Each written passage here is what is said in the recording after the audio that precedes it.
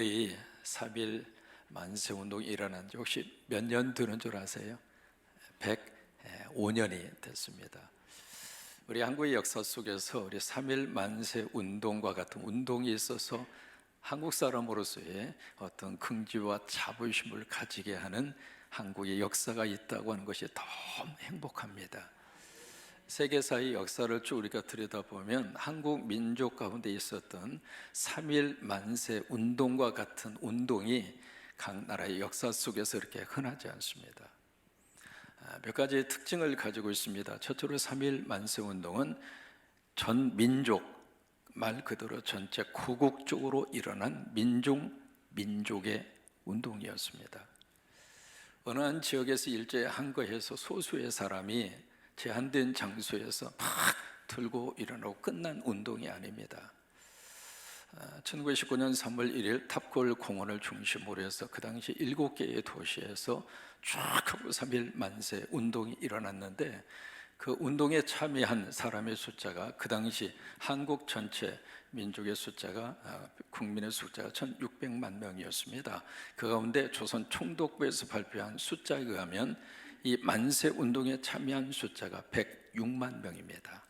그러니까 전체 그 당시의 인구 수의 10%가 이 만세 운동에 참여합니다.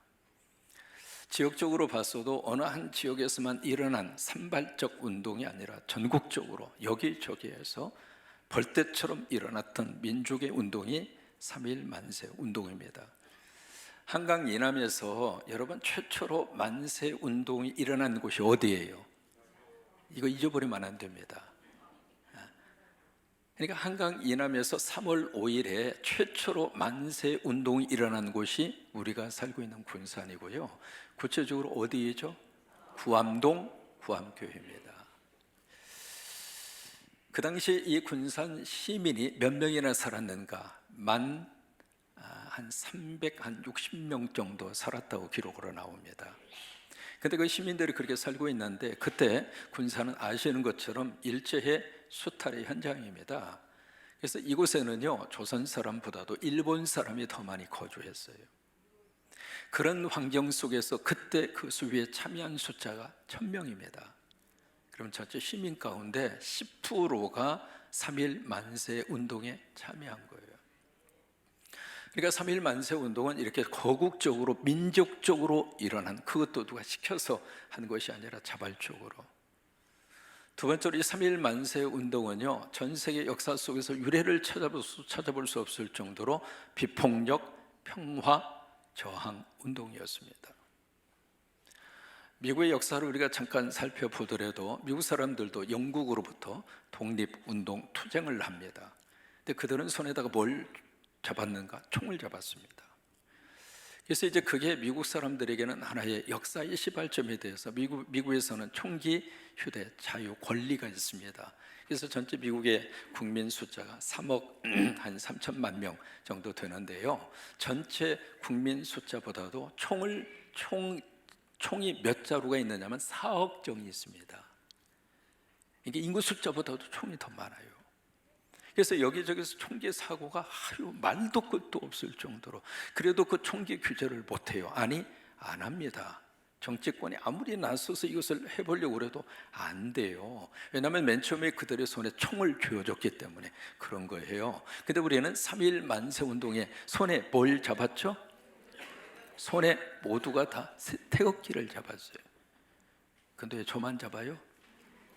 다 태극기.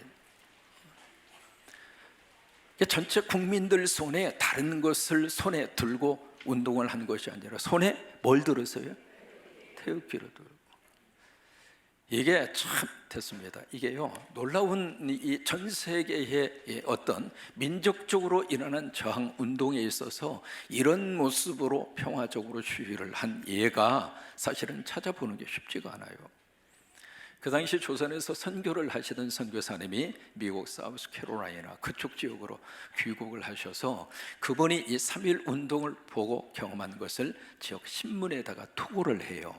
근데 그때 그 신문에 난 기사의 한 내용입니다. 뭐라고 그 기사에 쓰여져 있는가 같이 한번 볼까요?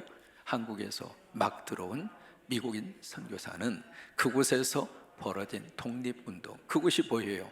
3.1 만세 운동이에요. 그것을 목격한 겁니다. 그것을 옆에서 경험한 이 선교사의 말이거든요. 그래서 하는 말이 역사상 가장 아름다운 평화적 저항 운동이었다. 세 번째로 3.1 운동의 특징이 뭘까? 종교가 하나 연합한 운동입니다. 천도교, 불교, 그리고 또 하나의 종교 뭘까요? 기독교. 이 종교, 세 종교가 이 민족의 어떤 일어나고 있는 민족 이 운동에 종교적인 장벽을 아무런 조건 없이 허물고, 여러분 어느 종교든지 나라가 없으면 그 종교가 무슨 의미가 있습니까? 그러니까 어떤 나라라고 하는 거대한 민족의 공동체적 문제 앞에서는 종교적인 장벽이 다 무너진 거예요. 그렇게 해서 민족 운동으로 일어났던 저항 운동이 3.1 만세 운동입니다. 그러면 이 3.1 만세 운동에서 우리가 가장 잘 알고 있는 대로 독립선언서가 있잖아요. 5등은 자의 조선의 독립국임과 자주민임을 선언하노라 해서 쭉 나오는 이 대한독립선언서 마지막에 공약 3장으로서 끝나잖아요. 전체 글자 수가 879자입니다. 그것을 한마디로 딱 압축하면 6글자 뭐가 돼요? 대한독립만세. 그 당시 한국의 전체 국민의 70%가 문맹률이었습니다. 글자를 몰라요. 그것을 아무리 인쇄해서 주어도 까만 것은 글씨고 하얀 것은 종이에요. 읽을 수가 없습니다. 그 정도 문맹률이 그렇게 높았어요. 근데 그들에게 독립선언서의 내용을 복잡하게 말할 필요도 없이 딱 6글자로 압축을 해서 대한독립만세. 근데 이 독립선언서의 밑에 쭉 흐르고 있는 사상이 있습니다. 무슨 정신이 흐르고 있는가? 자유정신. 또 하나 무슨 정신이 흐르고 있는가? 해방과 독립의 정신. 여러분 그 자유와 해방, 독립의 정신을 어디서 배웠는가? 성경에서 배운 거예요. 그래서 예수 믿고 교회에 오셔서 예배드리면서 설교를 듣고 성경을 펼쳐서 읽으면서 그들이 깨달은 겁니다. 이게 정상적 삶이 아니구나. 우리나라가 지금 제대로 서 있는 나라가 아니구나. 이것은 도저히 있어서는 안 되는 체제이고 이 상태로 우리가 계속해서 살아야 할 이유가 없구나. 그 깨달음을 어디에서 그들이 가지게 됐는가? 성경에서 배운 거예요. 그래서 성경에서 그것을 깨닫고, 그래서 이 3.1 운동의 가장 중요한 주체적인 세력은 기독교인들이에요. 그렇게 될 수 있었던 이유는 그들이 하나님의 말씀을 통해서 깨우치게 된 거예요. 두 군데의 성경 말씀만 우리가 함께 찾아서 보십니다. 요한복음 8장 31절 32절의 말씀 앞에 같이 한번 고백하십니다. 그러므로 예수께서 자기를 믿는 유대인들에게 이르시되 너희가 내 말에 거하면, 자 보세요, 너희가 어디에 거해요? 내 말에 거한다는 이야기는 함께 산다 그 말이에요. 그냥 설교 말씀 한번 듣고 아멘 한번 해주고 끝나버린 것은 거하는 게 아니에요. 그 하나님의 말씀 속에 내 삶의 둥지를 틀고 그 하나님의 말씀 속에 내 삶에 대한 근거를 두고 말씀 속에서 함께 삶을 살아가는 거예요. 그게 내 말에 거한다 그 말이에요. 그렇게 예수님의 말씀에 거하면 어떤 역사가 나타나는가? 두 가지가 나타나는데 첫째로 내 제자가 될 것이다. 여러분 주님의 말씀에 거하면 예수님의 제자가 돼요. 그 다음에 무슨 역사가 나타날 것인가? 진리를 알게 될 것이다. 그전에는 진리가 뭔지를 모르고 살았어요. 이것이 진리라고 생각하고 붙들고 살았는데 나중에 보니까 그게 진리가 아니더라 이 말이에요. 근데 예수님 말씀에 거하면 진리를 알게 될 것이다. 그래서 그 다음에 유명한 말씀을 그 다음에 예수님이 해주십니다. 진리가 너희를 자유롭게 하리라. 여러분 그 진리를 가끔가다 오해합니다. 대학에 가면 진리가 너희를 자유롭게 하리라 표어처럼 이것을 크게 써붙이기도 하고 학교의 이념으로 삼기도 하고 그래요. 근데 그때 그들이 생각하는 진리는 학문적 배경이 큽니다. 그래서 어느 정도 학문을 알고 학문을 깨달으면 그 학문이 우리를 자유롭게 할 것이다 그렇게 생각을 하는데 예수님이 학문을 알면 너희가 자유롭게 되리라, 그렇게 말씀하셨을까요? 아니에요. 여기 진리라고 하는 것은 그런 의미를 뛰어넘습니다. 아니면 특정한 어떠한 집단이 뭔가 이념적으로 어떤 가치적으로 추구하는 바가 있다고 우리가 생각을 해보면 그 가치가, 그 이념이 실현이 되면 그것이 우리를 자유롭게 하리라, 그게 아니에요. 여기서 말씀하시는 진리는 예수 그리스도가 진리입니다. 한번 해보십니다. 예수 그리스도가 진리다. 그래서 요한복음 14장 6절 말씀에 내가 길이고 진리라. 그러니까 그 진리라고 하는 게 바로 그거예요. 예수 그리스도를 알면 그 진리가 너희를 어떻게 하는가? 자유롭게 할 것이다. 그래서 교회에 와서 예수의 진리를 그들이 알게 된 거예요. 그래서 이것은 자유로운 삶이 아니다. 그래서 손에 태극기를 들고 그 당시에 교회가 만세 운동의 본거지가 된 거예요. 그 다음에 갈라디아서 5장 1절의 말씀 같이 한번 고백 한번 해보실까요? 그리스도께서 우리를 자유롭게 하려고 자유를 주셨으니. 여러분, 자유는 누가 줘요? 정치인이 자유를 줍니까? 자유는 누가 줘요? 물질이 자유를 줍니까? 누가 자유를 줘요? 크게 누가 자유를 줘요? 예수님이 자유 준다 이 말이에요. 예수님이 자유를 주셨으니 그 자유, 그 다음에 그러므로 굳건하게 서서 어떻게 다시는, 그 자유를 알기 전에 종으로 살았거든요. 종으로 살고 있다고 하는 것조차도 모르고 종 노릇하면서 살았어요. 그런데 예수 믿고 이제는 내가 더 이상 죄의 종으로 살지 않고, 불안의 종으로 살지 않고, 죽음의 종으로 살지 않고, 스트레스의 종으로 살지 않고, 그래서 다시는 종의 멍에를 매지 말라 이 말이에요. 이게 이 하나님의 진리의 말씀을 깨닫고 나서 보니까 일본 사람들이 와서 우리를 종의 멍에를 지금 빼고 있는 거예요. 그래서 이건 아니다, 이럴 수는 없다. 그래서 손에 태극기를 들고 나가서 대한독립 만세를 외친 거예요. 이게 한국의 3.1운동과 비슷한 성서적 사건이 출애굽의 사건입니다. 이스라엘 백성들이 애굽에 가서 430년 살잖아요. 보면 히브리 민족 이스라엘 백성들이 애굽에서 나올 생각을 꿈에도 하지 않습니다. 아니, 애굽을 향하여 저항 운동 안 했습니다. 왜? 할 필요를 느끼지를 못했어요. 왜? 두 가지 이유 때문에 그렇습니다. 첫째로 그들이 애굽에서 430년간을 살았어요. 그러니까 완전히 애굽화 되어진 거예요. 애굽의 언어, 애굽의 문화, 애굽의 삶의 스타일. 세월이 오래 지나다 보니까는요, 이게 히브리 사람은 히브리 사람이지만 이미 애굽 사람이랑 마찬가지예요. 그러니까 그들이 애굽을 떠날 이유가 없는 거예요. 일제 36년 동안 1, 2년도 아니고요, 벌써 한 세대가 지나가는 그 긴 세월 동안 우리는 그 속에서 우리는 일본화 되어지기도 했지만 이것은 아니다. 그리고 일어난 게 만세운동인데 이 히브리 사람들은 애굽 속에 들어가서 그 생각 안 했습니다. 그래서 나올 생각을 이만큼도 안 해요. 두 번째로 그 당시에 애굽의 이 문화가, 나일강의 그 문화와 문명이 그 당시 중동 지역을 완전히 사로잡고 있었어요. 그러니까 이스라엘 사람 입장으로서는 애굽에서 사나나 가나안 땅에서 사나나, 그게 그거예요. 그러니까 나갈 필요가 없었고 나갈 이유가 없었어요. 그래서 꼼짝도 안 하고 애굽에 그냥 있는 거예요. 근데 하나님이 이 이스라엘 백성들에게 아니다, 너희 나가라, 여기서 이런 상태 속에 살지 말고. 왜 그랬을까? 종으로 살지 말고 사람으로 살아라.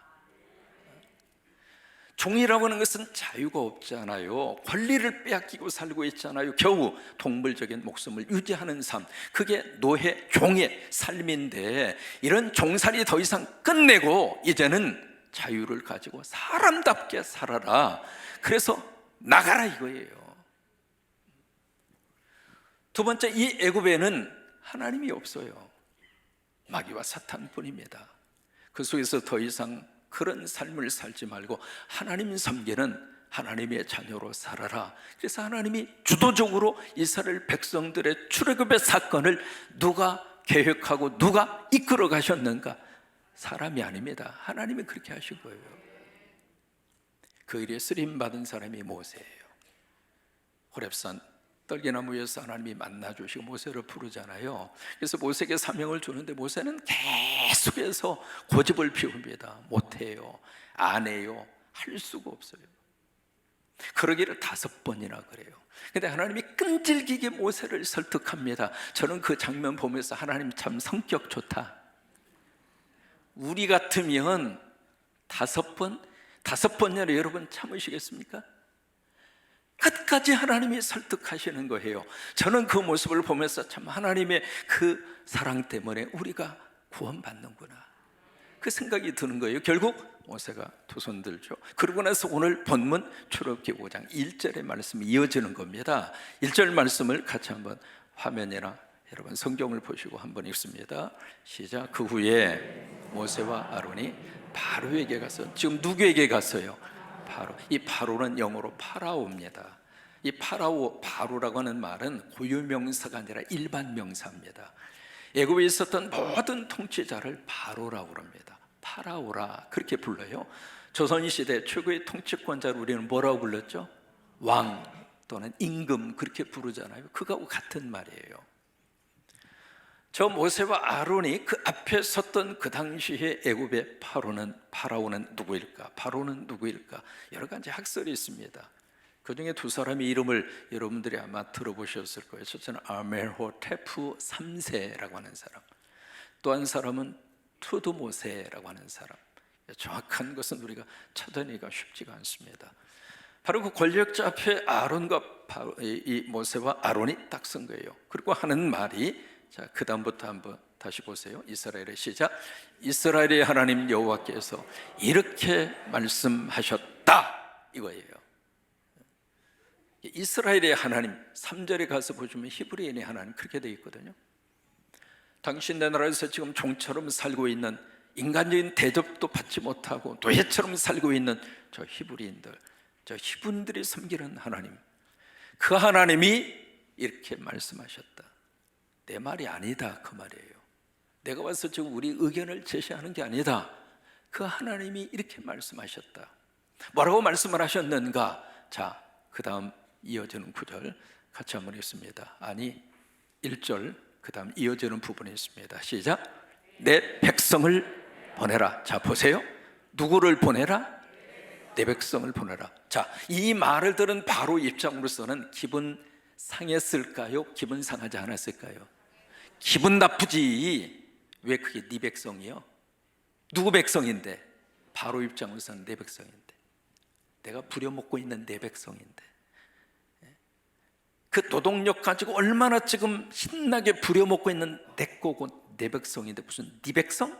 그 마음이 바로에게 들었을까요? 안 들었을까요?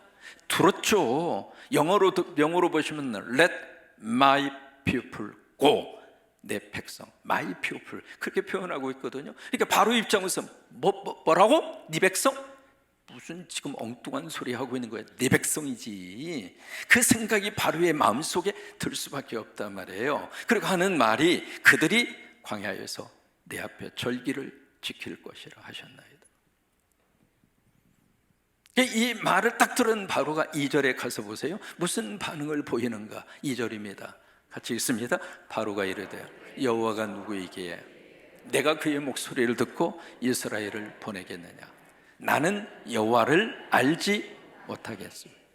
나는 이스라엘을 보내지 아니하리라. 여기 보면 여호와가 누구냐? 여러분 여기 보세요. 그 당시에 신이 누구일까요? 바로가 신이에요. 고대 사회에서는 최고의 통치자가 바로 신이에요. 일제시대 천황이 바로 신이었습니다. 그 당시 히로히토 그분이 바로 신이었단 말이에요. 그래서 이게 일본 사람들의 생각 속에 보이냐면 아라히토 가미라고 하는 말이 있어요. 아라히토 가미 무슨 뜻이냐면 현인신이라고 하는 말이에요. 신이 인간으로 현현해서 와 있는 사람이 천황이고 히로히토라는 말이에요. 그래서 그 당시에 천황은 신성 불가침의 존재예요. 아예 헌법에다가 일본 헌법 제3조에다가 딱 못을 박았습니다. 천황은 신이라고. 그래서 천황 이 숭배 사상을 위해서 생겨난 것이 바로 뭐예요? 신사참배예요. 전국 곳곳에다가 신사를 다 만들어 놓고 참배하라 이 말이에요. 왜? 천황이 신이니까. 지금 바로 입장으로서는 자기가 신인데 모세와 아론이라는 사람이 딱 나타나서 하는 말이 또 다른 신을 이야기하는 거예요. 그 이야기를 딱 하니까 바로 무슨 얘기요? 내가 신인데 여호와 무슨 얼어 죽을 여호와야. 그런 반응입니다. 나 알지도 못하겠고 알 필요도 없고. 그래서 거기에 2절 끝부분에 뭐라고 이야기한 줄 알아요? 내가 보내지 아니할 것이다. 거기 보내지 아니하리라, 이게 완전히 미래형입니다. 어떤 일이 있어도 나는 이스라엘 백성 안 보내겠어. 왜? 보내고 안 보내고는 내 권한이야. 내가 신이니까. 그게 바로의 반응이에요. 그러니까 3절에 뭐라고 말씀을 하시는가? 모세가 아론과 더불어서 반응을 보이는 게 3절입니다. 같이 한번 읽을까요?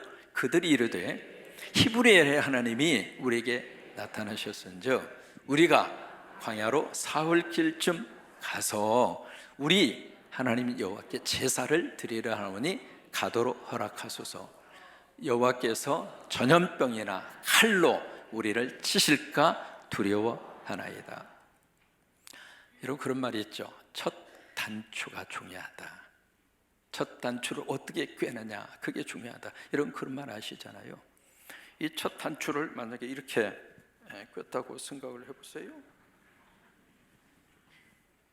그리고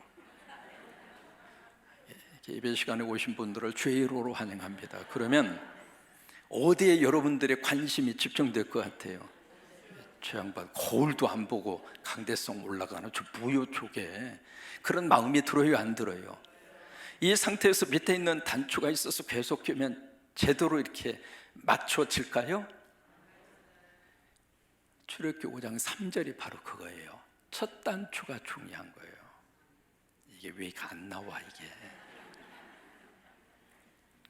첫 단추가 중요해. 왜 그러는가?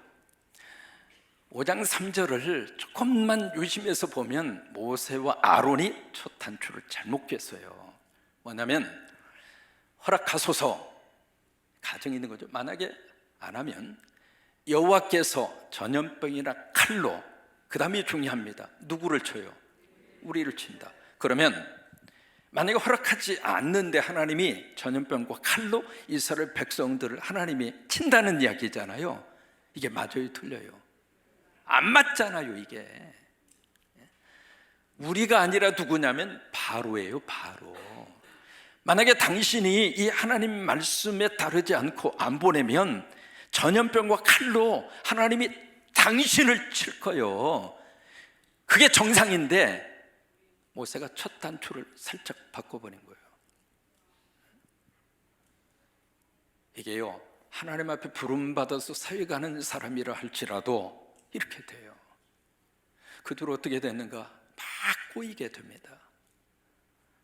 이 바로가 화가 나서 이게 지금 시간 있고 여유 있으니까 꾀를 부려? 이 꾀병을 부려? 알았어, 이제는 재료도 주지 않고 할당량을 채우라고 강제적인 노동력을 더 강화시킵니다. 사람은 몸이 고단하면 생각하기를 싫어해요. 바로가 그것을 심리학적으로 알게 된 거죠. 그래서 막 강압적으로 노동력을 막 가하니까 이 이스라엘 백성들이 모세, 당신 말에 우리 뭐 자유 주고 해방 준다고 그러더니 지금 우리를 완전히 미운 오리 새끼 만들어서 다 죽일 작정이냐고 막 원망을 하잖아요. 그리고 나서 출애굽기 6장 1절의 말씀으로 이어집니다. 뭐라고 말씀을 하시는가? 같이 한번 읽습니다. 여호와께서 모세에게 이르시되 이제 내가 바로에게 하는 일을 네가 볼 것이다. 자, 보세요. 바로에게 하는 일은 누가 한다는 이야기예요? 모세가 한다는 이야기가 아닙니다. 하나님이 하시겠다. 그런데 네가 그것을 볼 것이다. 우리 민족의 역사 속에서 3.1운동 이후에 우리 민족 가운데 하나님은 많은 일을 해주셨습니다. 어린 시절 기억나나요? 못 먹고 못 살던 시절. 그런 속에서 짧은 시간 동안에 우리나라는 엄청난 것을 이루었습니다. 우리가 잘나서 우리가 열심히 노력해서 머리가 좋아서 그럴 수도 있습니다.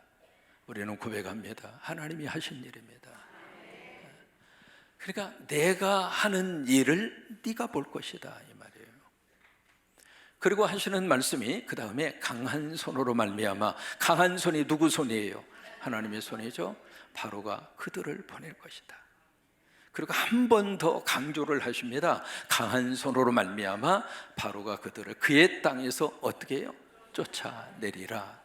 그리고 나서 2절 말씀에 6장 2절부터 계속해서 강조하시는 말씀이 딱 한 구절이 나옵니다. 뭐라고 2절부터 나오냐면 나는 여호와니라. 이것을 4번 이야기합니다. 4번. 무슨 얘기인 줄 알아요? 내가 누군 줄 알아? 그 이야기예요. 이 똑같은 말입니다만은 제가 여러분들에게 제가 누군 줄 아세요? 그렇게 하는 말하고, 만약에 여기에 경찰청장이 딱 와서 딱 내가 누군 줄 알아요? 그 말하고 같아요? 틀려요? 아직 감이 잘 안 오세요? 다시 할게요. 힘도 없는 사람이 내가 누군 줄 알아? 그렇게 하는 거하고, 깡패 중에서도 두목이 딱 와서 문신 쫙 보이면서 인상 팍 쓰면서 내가 누군 줄 알아? 그거하고 같아요? 틀려요? 이제 조금 반응이 오네. 하나님이 내가 누군 줄 알아? 여러분 그때의 그 말의 뉘앙스가 뭔 줄 아시겠습니까? 4번씩이나 내가 누군 줄 알아? 우리는 3일 이 기념 예배를 드리면서 그 하나님 앞에 2가지 기도합니다. 주님이 하고자 하시면 하시는 하나님이시기에 우리나라를 중심으로 주변국 러시아나 중국이나 일본이라 할 것 없이 더 이상 속국이 되지 않게 하옵소서. 2번째, 나는 여호와라 말씀하신 주님, 이 땅에 대한 통일 만세를 주시옵소서. 105년 전 우리는 독립을 외쳤습니다마는 105년 후에 우리는 통일을 향하여 하나님 앞에 기도해야 합니다. 이 나라의 민족에 어떤 큰 민족의 지도자가 나타나서 남한도 북한도 끊어낼 수 있는 통큰 지도자가 과연 이 땅에 나올까? 무엇으로 이 땅의 통일의 미래를 꿈꾸면서 우리가 그때를 바라볼 수가 있겠는가? 내가 누군 줄 아니? 그 하나님이 하고자 하실 때 이 땅에 진정한 통일의 역사가 임할 줄로 믿습니다. 우리 세대는 이렇게 살았다 쳐요.